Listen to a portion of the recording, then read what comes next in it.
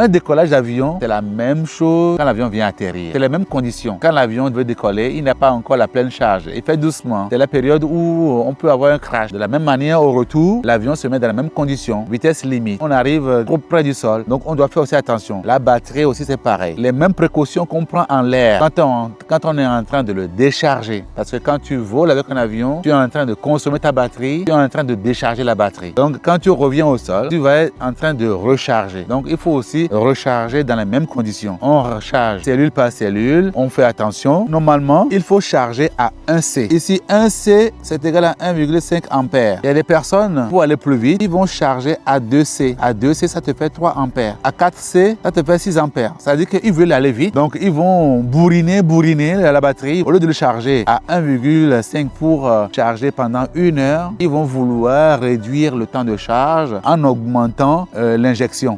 C'est comme un enfant, c'est comme une personne. Quand tu prends de l'eau et que tu ne bois pas gorgée, tu as le temps de respirer. Mais quand tu es là à avaler glou glou glou glou glou glou sans repos, mais tu vas être essoufflé. Donc la batterie aussi, quand vous commencez à la charger avec du 3C, du 6C, vous augmentez, mais vous l'étouffez. Là, ça peut gonfler et ça peut prendre feu. Donc il faut faire attention. Maintenant, on arrive au 8e point, c'est le stockage. Le stockage, une batterie ne doit pas rester chargée continuellement. Quand tu as fini de voler, on doit laisser juste la valeur nominale. Je laisse toujours une petite partie là, je l'ai laissé décharger à 28%.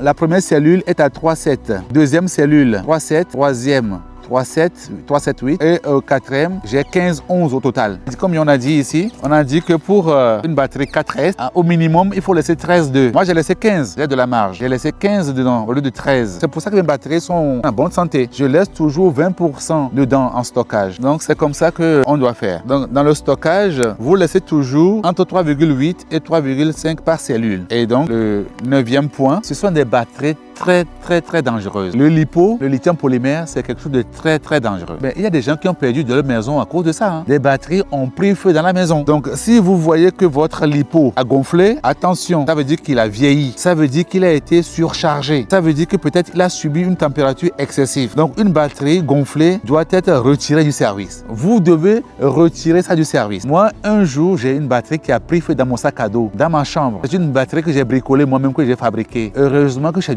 du lithium-ion, c'est pas de LiPo. C'est une batterie qui n'est pas aussi agressive que celle-là. Ça a pris feu, ça s'est éteint toute seule. J'ai même pas remarqué ça.